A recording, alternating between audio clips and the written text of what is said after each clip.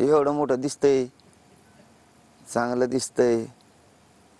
राहुल गांधीनं बहुतेक सांगितलं वाटतं, राहुल गांधी साहेबांनी तो मराठ्याच्या विरोधात बोलत जा म्हणून. मागं बी एकदा सांगितलं होतं त्याला.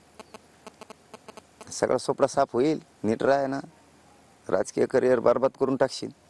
विरोधी पक्षाने आता सगळ्याच आहे. काय म्हणला देऊ तुमचा पण हार्दिक पटेल होय. ते तुम्हाला धंदे जमत येते, तुम्हीच केलाय त्याचा देऊ. हा, तुमचाच हार्दिक पटेल करू शकतो आम्ही मराठी जर मनावर घेतलं मग तर. हा, तुमचा सगळ्यांचा हार्दिक पटेल करू शकतो मग. भोई सपाट नीट बोला शिका राहुल गांधी साहेब याला. नाही त्याला जाऊ दे तिकडचं करा समुद्राचं एखाद्या विरोधी पक्षाने. आता जनतेचं नका करू याला, म्हणजे तिकडे खेकडे फेकडे धरी. दादा चॅनल्सनी तुमच्या विरोधात बोलणाऱ्यांच्या बातम्या दाखवल्याने काल तुम्ही संताप व्यक्त केला होता. प्रसार माध्यम म्हणून प्रत्येक बातमी दाखवणं आमचं काम आहे, तर अशा प्रकारे संताप व्यक्त करणं लोकशाहीच्या विरोधात नाही का असं वाटतं? अहो कुठं संताप व्यक्त केला? तुमचं चॅनलच म्हणायला लागलं बा एकटंच लई. संताप तरी व्यक्त केला का? म्हणलो मी एवढा मोठा व्यासपीठ उभा राहिलं त्याला, म्हणलो मी कोणाचा संताप व्यक्त केलाय? अहो तुमच्यासारख्याच गुणगान कोणाचेच गात नाही मी, कोणाचेच नाही गात.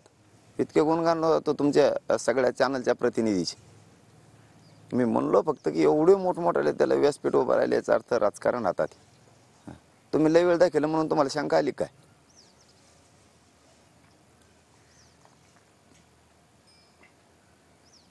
काही नेते विनंती करतायत की 10वी 12वीची परीक्षा आहे, त्यामुळे जर रस्ता रोको झाला तर विद्यार्थ्यांना कुठेतरी त्रास होऊ शकतो. तुम्ही विनंती केली की जर कुणी विद्यार्थी अडचणीत सापडला तर गाडीवर सोडा. तर एकीकडे विनंती केली जाते, तुम्ही त्यांना दुसरीकडे अडचण येऊ नये विद्यार्थ्यांना असे सांगताय. काय सांगाल त्यांना सुद्धा की ही तयारी केली, त्यांच्यापर्यंत मेसेज पोहोचत नाहीये का? त्याला मेसेज द्यायचं लायकीच तरी आहे की त्याने? आता त्या लायकीचं तरी पाहिजे. मग त्याला मेसेज देता येईन, दादा आम्ही असं असं केलं आहे, आम्ही तसं केलं आहे. परीक्षा 10ला येतात, आम्ही 10:30 रस्ता रोको ठेवला आहे. म्हणजे पोरांना अगोदरच केंद्रावर जावं लागत असतं अर्धा घंटा आधी, कारण त्याला तिथं त्याचा नंबर बघावा लागतो, हॉल तिकीट बघायला लागतं. ते आता शिकलेलंच नाही, ते मला शिकलेलं नाही म्हणते. हे बधीर झालेलं डोक्याचं सगळ्या दुनियाचं. का मला सांगा 10:30 पेपर म्हणल्यावर 11ला जाऊन आम्हाला चालेल का विद्यार्थ्याला? तो 10 पावणे 10लाच हजर असतो. तेव्हा कशातच काही नसतं रस्त्याने. 10:30च्या पुढं लोक जमा सुरू होत असतात आंदोलनाला. आणि त्यांचा पेपर सुटल्यावर त्यांना काही टेन्शन आहे का? 10-15 मिनटं लेट बी झालं तरी पेपर सुटायच्या आधीच रस्ता रोको सुटायला लागला. आणि जर कोणाला अडचणच आली तर आम्ही सांगितलं, ज्या ज्या विद्यार्थ्याला अडचण येईल तो मागून जर पुढं आला, ते जर म्हणलं माझी गाडी मागं गुतली ट्रॉफिकमध्ये, तर त्याला स्वतःच्या मोटरसायकलवर मराठ्यांनी बसवा आणि थेट केंद्रावर नेऊन सोडा, परीक्षा केंद्रावर. इतक्या व्यवस्था करायच्या सांगितल्या. तरी पण काय असतं, सरकार एखादा डाव रचू शकतं, विद्यार्थ्यांच्या परीक्षा बुडविणार.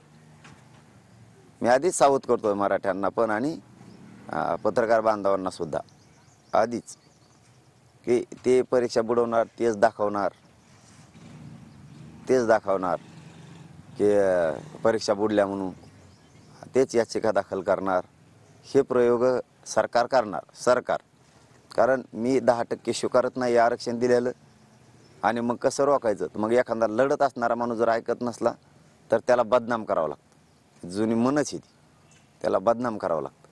आणि मी माझ्या समाजाशी प्रामाणिक आहे, मी माझ्या समाजावर माया करतो, माझ्या समाजावर प्रेम करतो, माझ्या समाजावर माझी निष्ठा आहे. मग जर निष्ठा नसते समाजावर तर हे होऊच शकत नाही.